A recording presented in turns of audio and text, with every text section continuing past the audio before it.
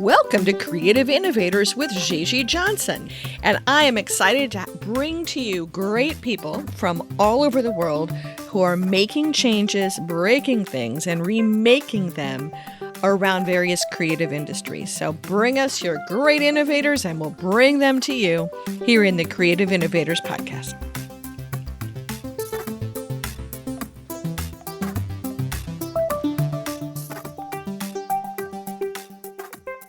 Zack Zalon has been making and breaking companies in music and technology for years.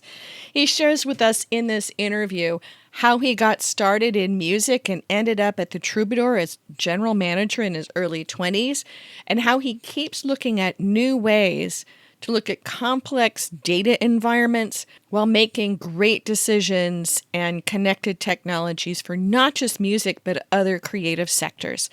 He'll share how he got back into this space, but also what he learned from working for Richard Branson and what he's learned both investing in creative industries and technology, but how he's come full circle in his decisions with his current work in super hi-fi and bringing artificial intelligence into distribution and user experience area for music.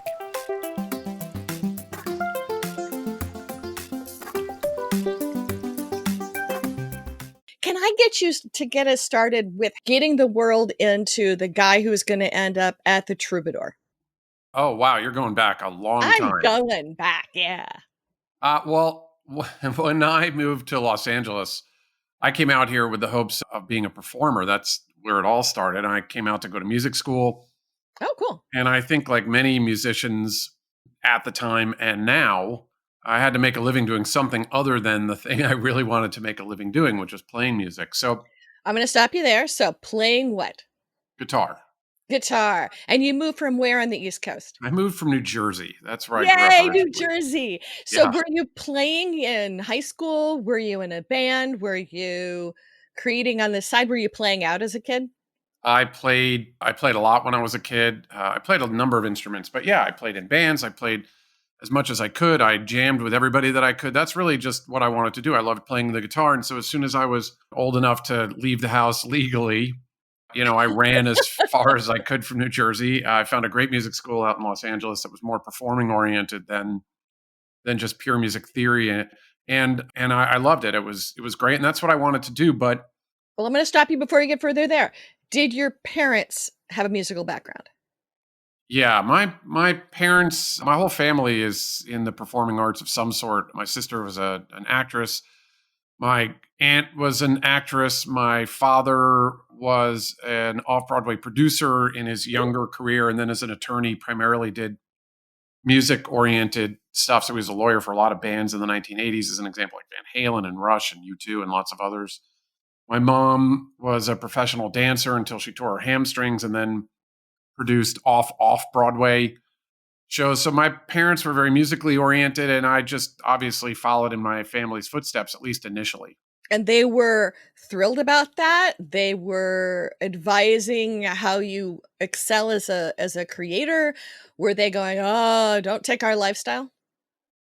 No, I think my parents were fairly supportive of pretty much whatever it was that I was going to choose to do. Cool.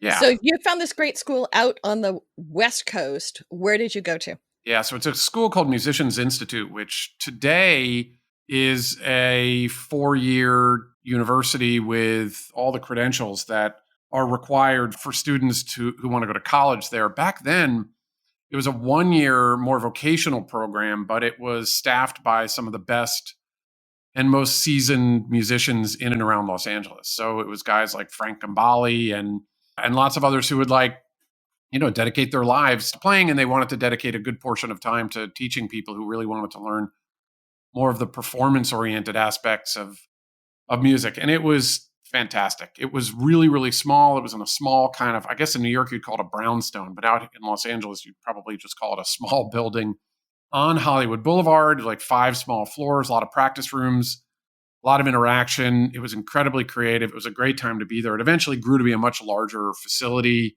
with kind of a more of an institutional flavor to it. But back then it was a very personalized, very experiential thing. And it was awesome.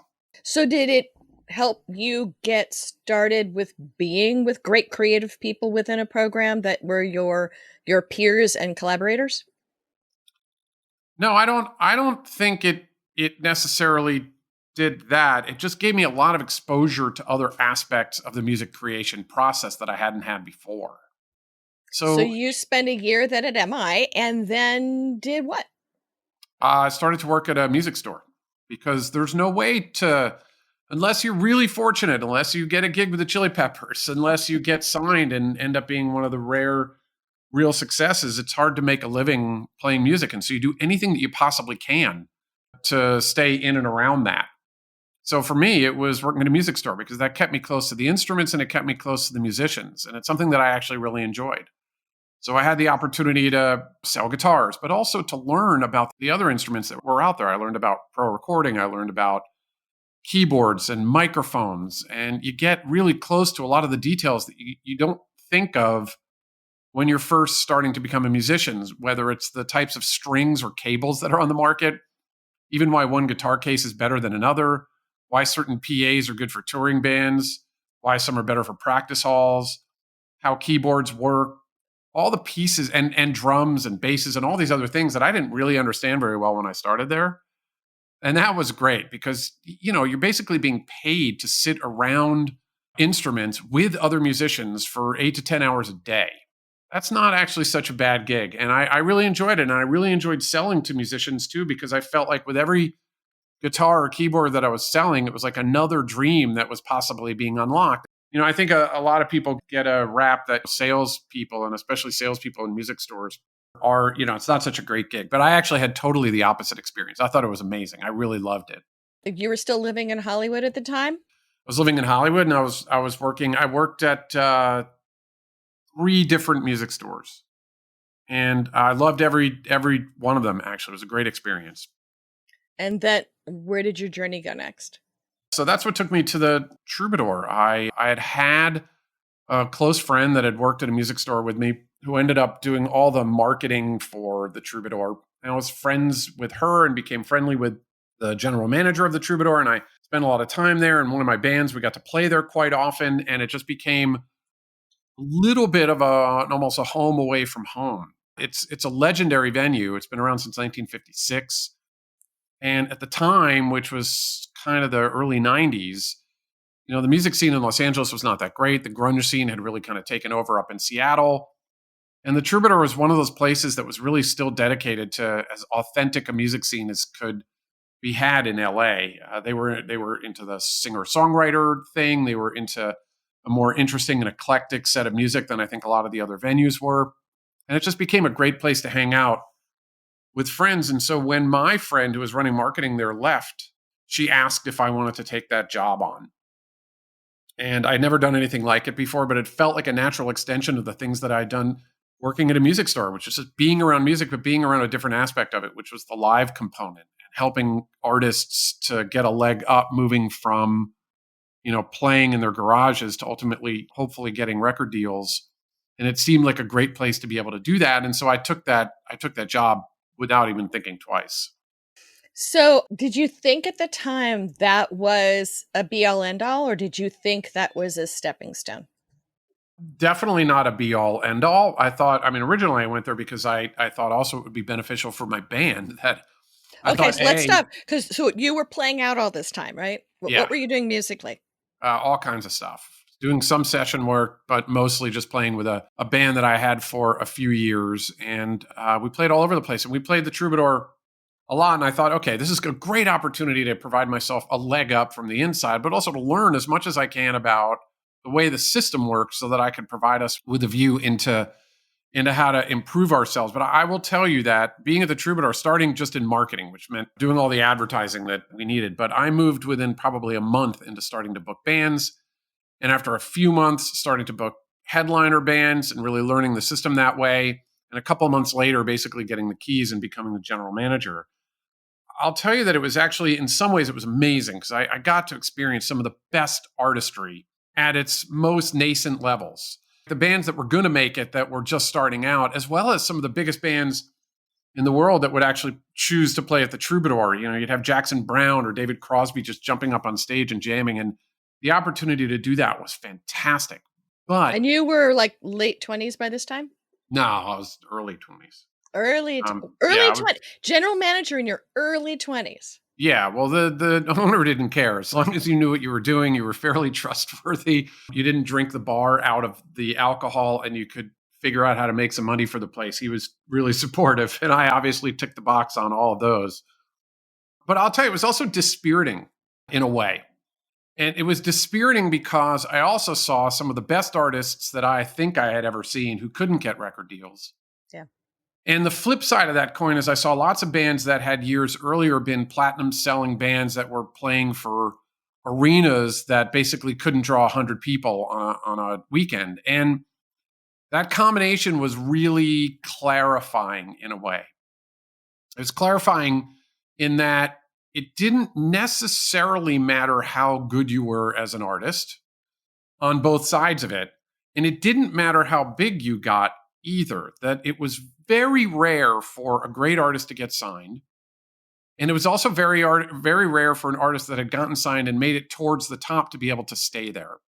And it was a realization that the business side of being an artist is really tough. And I'm not saying you can't do it. There are plenty of bands that achieve that. There are plenty of bands who have found a career for very long periods of time that have been extremely successful for, almost multiple generations of music fans. It's just really, really hard. And it isn't necessarily how hard you work. It's just a whole bunch of happenstance. And it was, that part was really dispiriting for me. And so as exciting and awesome as it was, and as great as it was for me to have an opportunity, not just to learn about the business, but I feel also to help bands on their way up as a stepping stone in their careers, it was equally as frustrating in some respects and clarifying for me that that's probably not what I wanted to do for a living. So, what was your next adventure and what started you down the next path? Gigi, it's funny. I haven't shared this probably in 20 years, and I haven't been asked about it or even thought about it, honestly, in a really long period of time. For me, my career starts 20 years ago when I met my business partner, and we started to work together on digital music. But there was a period leading up to that I just don't really think about that often. And the Troubadour has a lot to do with it. When I was there, I started to realize that booking bands was extremely inefficient. I think I had at that point started to realize that I didn't want to go down the path of being a professional musician. That I loved playing music, but I loved the business side of it, was learning more and more about what business was.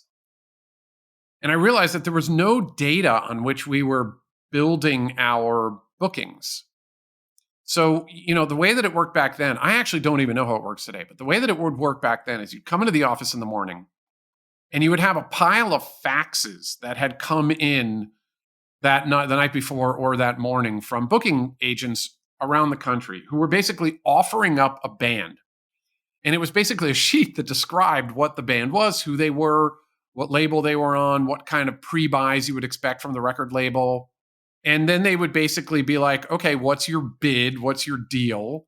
Send us over a bid. And all the bookers in town would be like, all right, I'm going to take a shot at this, or nah, I'm not really going to take a shot at this.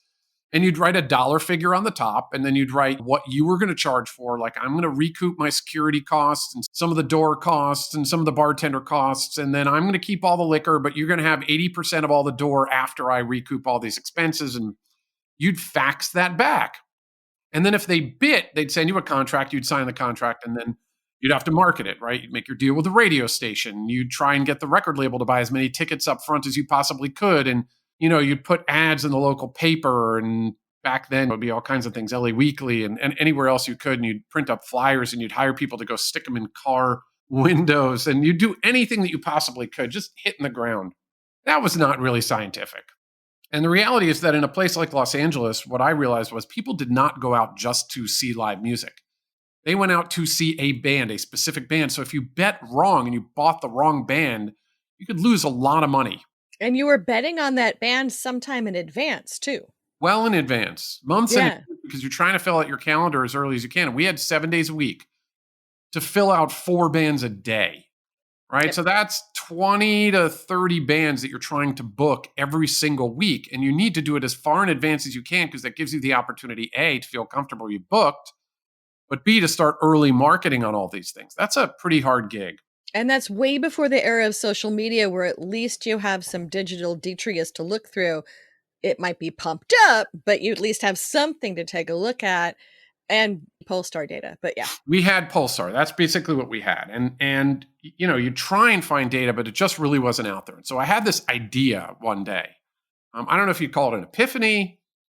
It was an idea. I thought to myself, there's got to be a way of aggregating all this interesting data around band touring from the smallest to the biggest bands across the market so that you could start associating one data point with another data point so you can make better bets. So, for instance, if you could take radio play data and correlate that to ticket data in the past, and you also correlate it with, you reference what record labels are spending from a marketing standpoint, you could actually start getting really smart about how to book bands, when to book bands, how much to pay those bands. Or Monday morning quarterback what you did so that you can make a better decision next time. That's the point of having this, what I didn't know at the time was called a database. The point of having a database of all this information that was a combination of the experiences that you and every other venue had, along with all the kind of broad market data. So that was the initial thought. I realized if we had access to it and everybody contributed their data to it, they would also be able to get back out of it what they needed. So they could make more informed bets. And I started to meet with people who could help me to figure out how to get that built. I didn't know anything about digital. I was going to say, I this didn't is know like anything an really about era of software. access databases and people, having to figure out how to do entry tables and all sorts of fun stuff. It was a very comprehensive, very complicated approach to something that at the time actually probably wouldn't have worked in hindsight, just in terms of what it wasn't ready yet.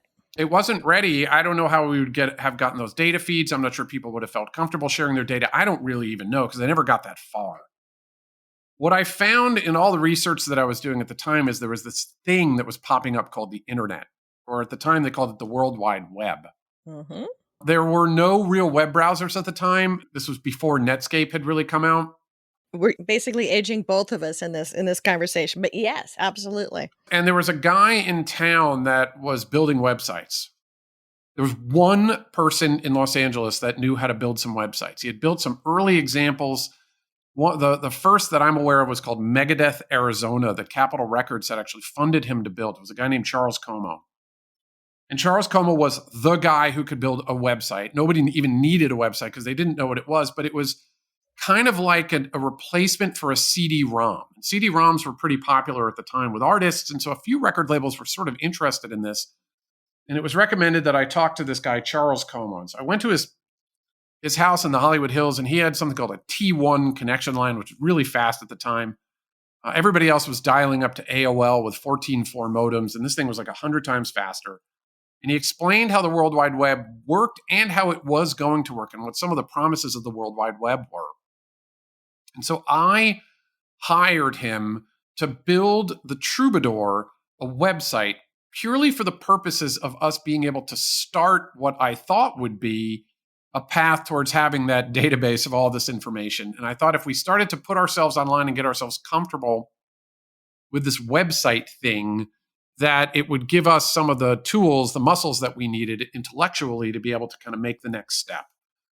And I hired him, and I convinced the owner that it was worth spending at the time, $5,000, which was a lot of money, I think, for us to build that website. And we hired him to do it. And he, over the next couple of months, was really unable to get it done. He was too busy. Again, he was the only person in Los Angeles building websites for something that seemed like it could have a lot of potential. And so a lot of people were hiring him. And he was unable to deliver at the time. And so I got him to give us our money back. But my boss at the time, the guy who owned the Troubadour, was not somebody you ask for money and then don't deliver. He was a really tough immigrant, an amazing guy, but he expected that when you said you were going to do something, you did it, no matter what it was. And so I took the $5,000 and I bought the Troubadour Mac computer and a copy of Photoshop and a book that was about 4 inches thick on how to program HTML. And I sat instead and I learned how to build this website from scratch. And I would work at the club until 2:00 in the morning. And then I would sit there and I would figure out how to do Photoshop and program little HTML websites until 6 in the morning. And then I'd sleep in the headliner dressing room on the couch until 10 in the morning. And I'd get up and I'd do it all over again. And I did that for about a month until we had a website. Today it would take somebody about 5 minutes to build it. But back then, knowing nothing, that's what it took me. And we launched that website. And even in that 1 month of time, the idea of having a website started to really explode in terms of the concept of it, the potential for it, the awareness of it. What year was this? 94, maybe 95. I can't remember. Mm-hmm. I remember that while we were building it, the earliest version of Netscape had come out. Mm-hmm. And I think Yahoo was just building as a place where you could list your website.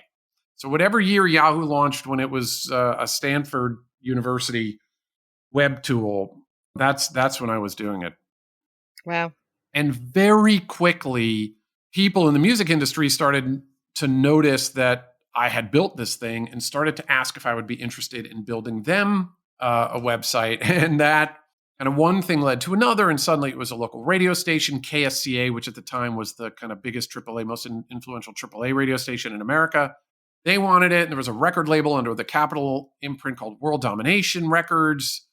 They wanted a website. And then Curb Records out of Nashville wanted a website that had all their 50 artists on there. And I realized very quickly that I was enjoying that more than I enjoyed booking all the bands. And I thought the potential was much greater and could get me closer to my original idea of kind of building out this really comprehensive database of music information.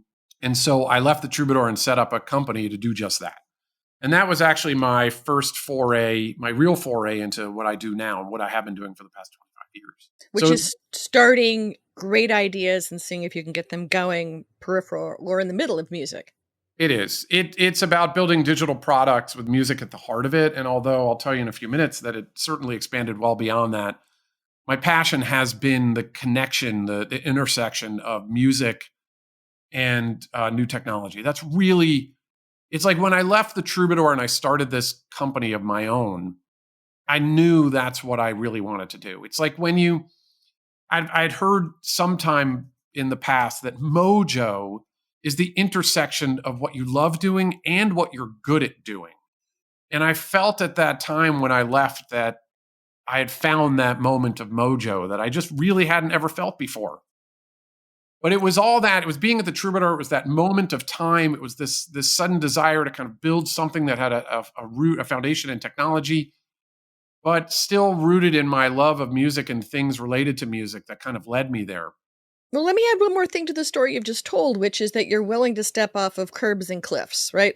So that you're willing to go from the East Coast to the West Coast. You're willing to step into jobs you didn't know how to do necessarily at the Troubadour. You're willing to learn how to do databases. A lot of people get into their space of safety in creative areas and say, well, I'm doing my thing. You kept stepping into new arenas that were still not even open doors yet. Yeah, I guess so. I don't think I've been afraid of change. I remember when I was 17 years old or something like that, maybe 16 years old, I had a discussion with somebody who described to me that human beings are, by their very nature, completely terrified of change in general, that we get ourselves stuck in patterns in our brains and that we like running those patterns, right? We're a pattern system. But that's actually a real detriment to our long-term potential in life, because oftentimes life requires a lot of flexibility and a lot of change, and it's being able to kind of grasp the comfort of change that I think can really that can provide people with a lot of really interesting opportunities in life, and that really stuck with me. So I don't know. I don't know if how influential it was, but it always stuck with me, and obviously I remember it pretty well now. So yeah, I haven't been afraid of change, but I've also been really rabidly focused on trying to find that intersection, that space where what I love doing and what I'm good at doing are in balance with each other. And then a lot of creative people in technology, will work alone or in patterns of people. You ended up working with a business partner. How did you guys meet? And are you guys of similar mojo status? Totally. So I've done my early agency, I guess you'd call it, that's what they call it now, is digital agency, right? Back then it was a web development shop. And I did that for about 4 years. And I met my business partner because one of my customers at the time was Universal Music Group, and they had actually brought me in as the first team member of a short-lived internet record label venture called FarmClub.com that Jimmy Iovine had set up. I remember Farm Club well. Yep. And we, as a part of that, the woman that actually set the whole thing up, a woman named Amanda Marks, who was actually she was the business and operational leader of the entire thing. She works at Apple now. I think she works for like EDQ. She's very, very influential there. But back then she was in the record business, and she kind of started that up, and she brought me in and really wanted me to meet a technologist that she had heard good things about that was over at Disney. And so she kind of put us together, and he ended up coming in as the second employee of FarmClub.com. And we were very kind of simpatico early on. He had an education. He had an MFA in contemporary classical composition, but also computer science. And his whole thing was digital signal processing. And again, it was the intersection of music and technology. And we just really clicked very early on. But when we were at Farm Club, we actually had a very different idea. We kept talking about this idea that music listening experiences were really where things were going to go. And that back then, streaming music was actually really early on, very, very early, right? Websites had obviously taken over. You had the .com bubble, which was about to collapse at the time. So the internet was becoming a space for new entrants and for real business, but streaming music was not at the time. We were totally fascinated by it. We knew there could be something that was really different. And he had actually been in radio for a number of years. He paid his way through college and grad school by being a DJ and music and program director at radio stations. We both kind of felt like that was where things were going to go. And so we wrote a business plan while we were at Farm Club that was ultimately funded by Virgin, by Richard Branson, who had been another customer of mine when I had my agency. And they brought us in to run it. And your partner's name was? Brendan Cassidy. And Brendan and I were brought in to run Virgin Digital, which was Branson's global streaming music and digital music entertainment platform. And so we did that together for about 7.5 years and built up a whole bunch of stuff while we were there that became really popular. Radio Free Virgin, which was one of the first and certainly the largest at the time, internet radio service. We built up Virgin Digital itself, which was a global streaming music subscription service, which we marketed to the Virgin megastores at the time.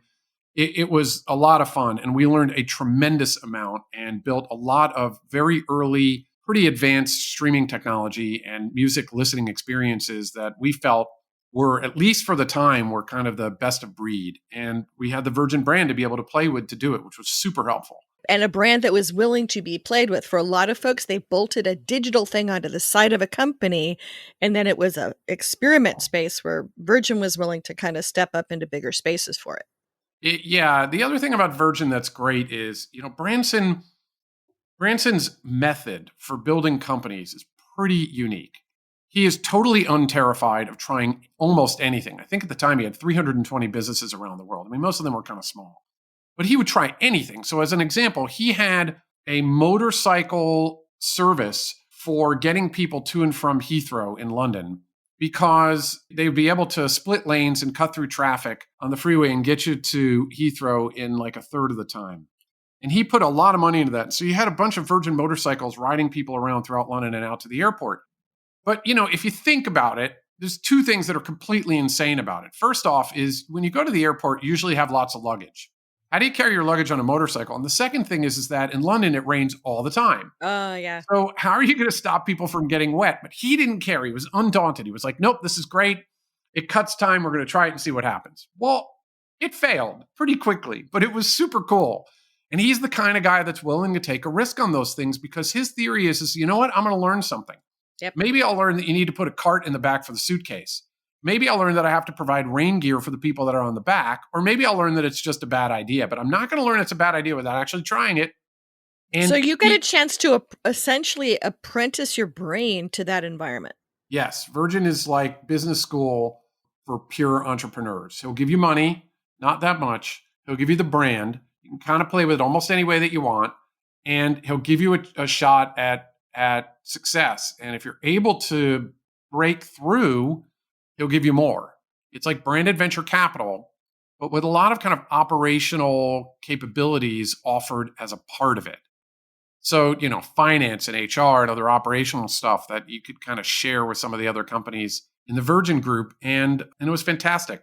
And at the same time, they gave me a board seat on the Virgin Megastores, which was also great because I didn't really understand music retail from that perspective, right? I understood how to sell a guitar, but not a CD. And it was a fantastic time to be a part of it because the music business was actually cratering. And so it's really interesting to be part of that side of the music business. When I ran a business that was the future of the digital music space, right? And I was on the board of a very large business that was actually in decline and kind of represented all the things that were wrong with the music business at the time. And it was really an amazing opportunity to learn a lot of things. It's much better to learn, I think, sometimes what makes businesses go wrong than it is just to learn what makes businesses go right, because then when you have emergencies, you don't really know what to do. And it was amazing for us to have that opportunity. And we did that for about 7 years. Well, let me take you then to when you began to invest in that. So in 2011, you started, I believe, the incubator Elevator Labs to then invest in what hopefully was going to go right. There were kind of a couple of things that we did. So when we saw the declines of the megastore really happening in a pretty significant way when Branson sold the UK megastores to the management for £1, right? So basically for $1.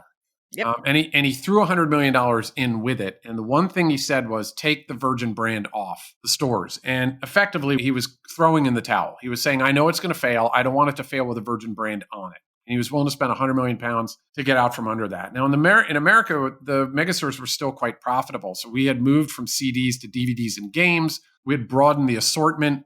We didn't have that many stores at the time. Can't remember how many we had, 20 or 25, but they were all like very high-end stores in like Times Square and in Hollywood and all these places that drew a lot of tourists in. So it was able to be profitable.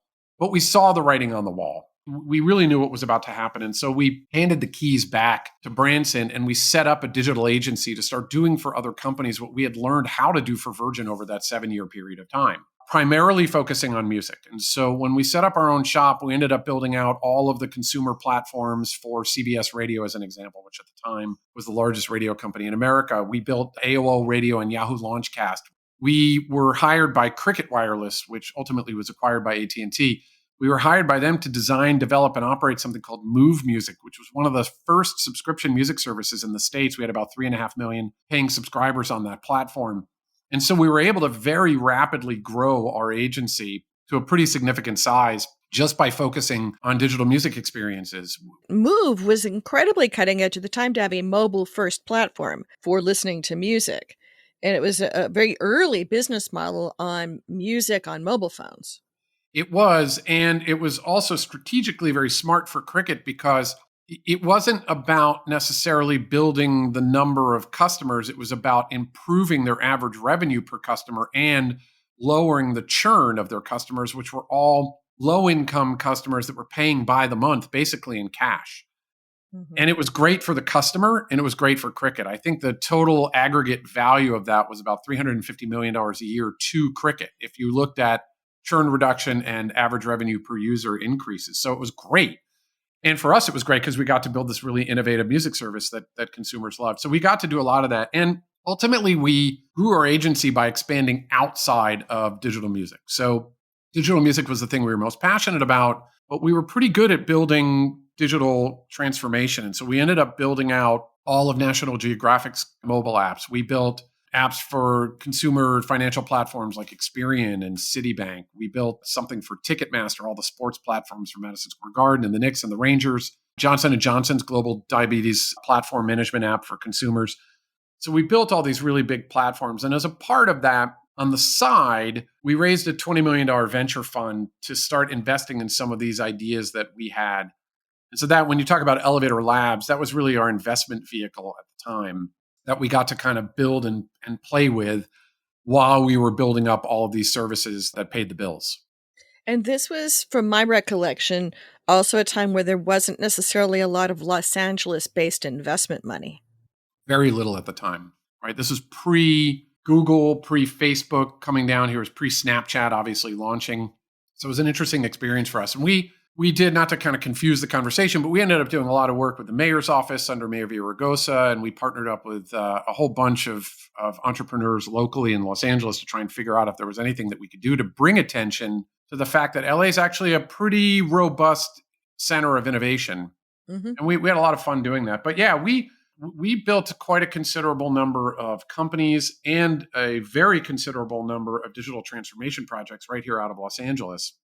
And Brendan and I did that the entire time. And so between 2000 and I can't remember when we left Virgin, 2007 or 2008, and maybe 2017, so maybe 10, almost 10 years, we did primarily agency work, and we did it all out of Los Angeles, even though most of our customers were, all around the globe, from Abu Dhabi and Sydney, Australia, lots in New York and places in the Midwest.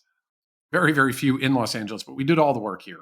So, how then did you and Brendan decide to change your bet and work on super hi fi? I guess there's really two things. So part of it is that we came full circle to the realization that what we love doing and what we're good at doing, we're becoming different things. Yeah, we're really good at digital transformation projects for big companies, right? Everything that we learned at Virgin, all the tools and techniques that we learned with advanced technology was, it wasn't easy, but we really understood it pretty fundamentally. And that's what we're good at doing. What we love doing is innovative, transformational, music-oriented projects. And we wanted to get back to doing the thing that we felt really both satisfied our psyche as well as gave us the belief that we were building something of real value over the long run. It's actually a joy and a challenge to work with the same partner for many years. Did you guys stay in alignment? And did you guys have the similar decision process to get this started? Was there any part of that journey that was bumpy or unusual? No, I mean, there's lots and lots and lots that has been bumpy, but not between us as partners, only in business, because business always has bumps. You have all kinds of ups and all kinds of downs. You make interesting strategic bets, some of which work out really well, some of which end up being huge mistakes. Like any partnership, you work together to kind of figure out how you best work together. We've never made any decision, though, in isolation of one another. We can't. We're 50-50 partners. So for us, it's either we both agree or we don't do it. So no, we were in total alignment on these things. Building digital music listening experiences that are differentiated, that's what really drives us. When we were at Farm Club, the reason that we moved to Virgin was because we loved what Jimmy Iovine was doing. And the guy's obviously amazing. He's incredible. And working with a guy like that day in and day out is an incredible learning experience. But what we were doing wasn't nearly as exciting as the opportunity that we had at Virgin to build these really amazing listening experiences. When we left to build our own agency, it was the stuff we did for CBS or Move that was incredible and really drove us, right? Those were the projects that we put the most passion into. And it's not that we don't have a lot of interest in really cool things like next generation diabetes management platforms in the digital domain for companies like Johnson & Johnson, but it's certainly not our most passionate projects, right? It's a functional project that has ultimately been extremely successful. Right? It's the number one diabetes platform in the world right now. But it's certainly not the kind of thing that we would get up at 5 a.m. and text each other an idea that we had in the middle of the night. Digital music listening experiences were. So for us, we had already tried something like what became Super Hi-Fi 10 years ago. We felt that when we were building the CBS radio platform, we felt that these giant gaps between the songs were a wasted opportunity. We couldn't understand why we couldn't overlap the songs in the same way that radio DJs do it, but do it with an algorithm. And we couldn't understand why we couldn't put, content and branding in between and stitch it in a way that sounds really good. And so we put a Skunkworks team together and started to actually fund an algorithm that could do that back then. And it didn't work. It's like for every song that we had that would sound good when it would transition, you'd have 9 more that would sound terrible. And if we'd fix some of the other ones, we'd break the first one. It was like whack-a-mole. And we realized that we didn't have the technology know-how yet to be able to build it. And the computing power that would have been required at the time just to analyze the content and make these decisions in real time would have cost us fortunes because you didn't really have cloud computing back then. We would have had to buy hundreds of servers and allocate a huge amount of resource to something that we weren't even sure anybody would want at the time. And so we gave up on it. We put it on the shelf and we're like, all right, we moved on to things that we knew that we could accomplish. We wanted to revisit it. And part of the reason why is that, as it turns out, when we were building the Johnson & Johnson One Touch platform, we started to have to work with all kinds of AI tools, really smart decision-making tools, because we needed to start routing all kinds of data to all kinds of recommendations that we were given to diabetes patients in real time to help them manage the progression of their disease. But we had to do it in a way that was extremely fast and also very reliable because, as it turns out, when a company like J&J is giving diabetes advice, it falls under an FDA medical device set of regulations. And so the FDA actually has to approve it. And at the same time, when we were building out all of Nat Geo's platforms, we were taking tens of millions of images and articles and all these other things. We were doing analysis runs on them and auto-associating this stuff so we could build this nice interface. Like, so if you read an article about penguins, that it would automatically have pictures of penguins and it would automatically have videos of penguins. And it became this really multimedia experience that they didn't have any of the information on in their databases. So we had to do this all with these really powerful analysis routines that then auto-associated all this stuff with each other. And what we realized was we were getting really good at AI. We were getting good at AI, some which was proprietary and some which was using commercial platforms like Amazon's recognition platform and things like that. We're like, we're getting really good at this, and we're getting really good at understanding how to utilize these platforms that you could just rent by the minute, right? Like AWS is computing platforms. And the first thing that came to mind without even really thinking twice about it is, can we pull that off the shelf and start doing it again? Because we've never lost the passion for and the belief that differentiated, higher quality music listening experiences would drive better versions of music listening and would drive loyalty.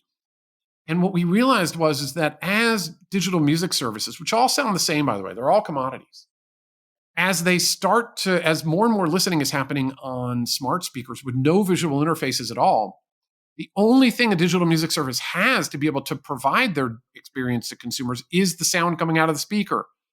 And they have to be able to do more than just play a song with a gap and a song and another gap.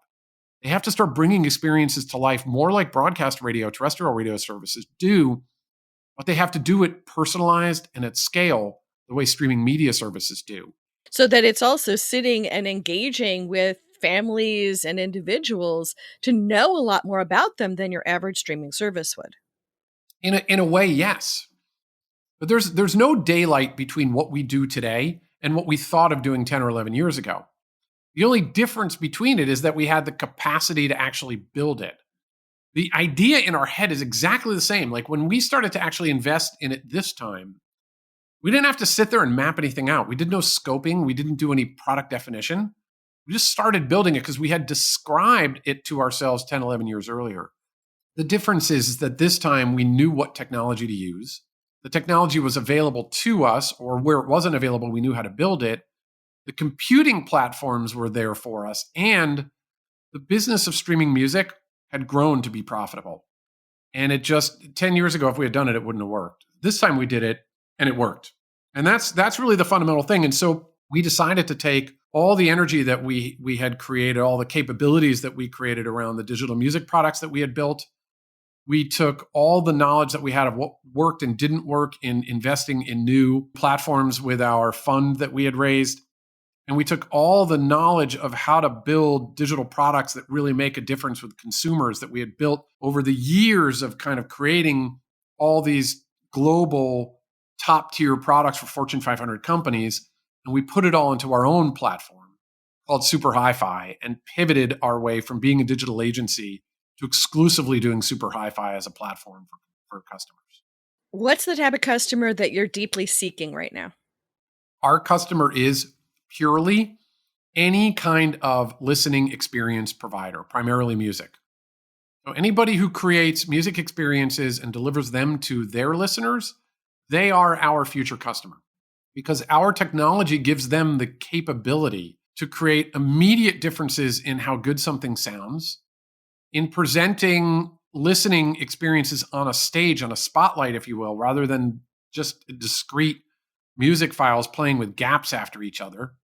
And it gives them the ability to create total differentiation by inserting voices or other branding elements like sonic logos or artist interviews or even advertising and putting that in a way, delivering it in a way that's really compelling and not just this discrete, horrible thing that kind of sounds 30% louder and is totally disconnected from the experience itself. And we are doing it today for companies like iHeart, who have put this out on all of their digital music streams, for Peloton, who uses it to do all their song-to-song transitions because it doesn't take a rocket scientist to realize that a 6-second gap in between songs when you're doing a workout is terrible. We power Sonos Radio, which is their new integrated radio listening experience for if you buy a Sonos speaker, you get a world-class, highly curated, fully produced sounding listening experience that's all powered by the AI of Super Hi-Fi. We power Octave Group, who has Play Networks and Touch Tunes, and they do Apple Music for Business as well. So all the retail stores and bars and restaurants that use the Octave Group experience have access to our AI-driven music transition experiences, and lots of others that are being built even today. And ultimately, our goal is to transform music listening into something that isn't just discrete playlists of music, but instead sound like fully produced, perfectly woven tapestries of listening that really grab listeners and drive musical, emotional listening experiences, not just song after song after song with gaps in between. Now, you've had quite a journey. As we wrap up here ourselves, what would you tell your 21, 22-year-old self now? Oh, it's an interesting question. I guess I would say keep going. And the fact you can't see very far, but keep going, right? I'll tell you, I have been very fortunate in that I've really enjoyed most of the experiences that I've had. I have really found a lot to love about all the different pieces of the things that I've gotten to do. And I think part of that is because I've been fortunate enough to have chosen some of the things that I really like. And I don't necessarily think that a lot of people get to do that, but also I've gotten to choose things that I'm really good at. And I think that's really critical as well. And I think oftentimes when you choose something that you're good at, even if you don't necessarily like it, you could end up liking it. You could find things to love about it. And I've really gotten to enjoy all those. And I've used all of those. There's nothing about selling a guitar that I don't use today in my business, right? Because you're selling an idea to somebody that they can use to better a dream that they might have. That's just as applicable today in selling the idea of a next generation music listening experience. There's nothing about my experiences at the Troubadour or my early stage at my early agency or all the stuff I learned from Branson and the rest of the folks at Virgin that really fuels a lot of the decisions that I make today. So yeah, I'd say keep going. That's the one thing I'd say. And any last things you'd like to say as we wrap up? Oh, wait, there's one more thing. I'd say invest Please. in Bitcoin. Early on and selectively. Yeah. I remember my head of IT that I back 12 or 13 years ago was like, this is going to be the future. And I think it was trading at like 20 cents. And I was like, you're crazy, man. You're wasting your money. But he lives on a boat in the Caribbean today and sends pictures on Instagram. So he obviously had it right. Anyway, no, that's the only other thing I'd say. If anyone, would you like anyone to reach out to you, and what would you like them to reach out to you about, and how should they get a hold of you? I'm happy for anybody to reach out to me. The best way to reach out is really on LinkedIn. That's primarily where I live. Digitally speaking, you can find me and Super Hi-Fi on there as well. And I'd love to talk to anybody that's interested in the kinds of technology that we've built, some of the detailed nuances of it, or the vision that we have for where we think digital music is actually trending right now. Zack, thank you very much for taking us through your journey and for being on the show. Gigi, it was my pleasure. Thank you. So that's the episode. Thanks for joining us at Creative Innovators with Gigi Johnson. We welcome you to subscribe on all your favorite podcasting services and come nominate people to be on the podcast. Come to your favorite social media where you can find us as well, or come find us at creativeinnovatorspodcast.com and nominate people that you may not even know that you'd like to see on the show. Thanks again, and we'll talk to you next time with Creative Innovators with Gigi Johnson.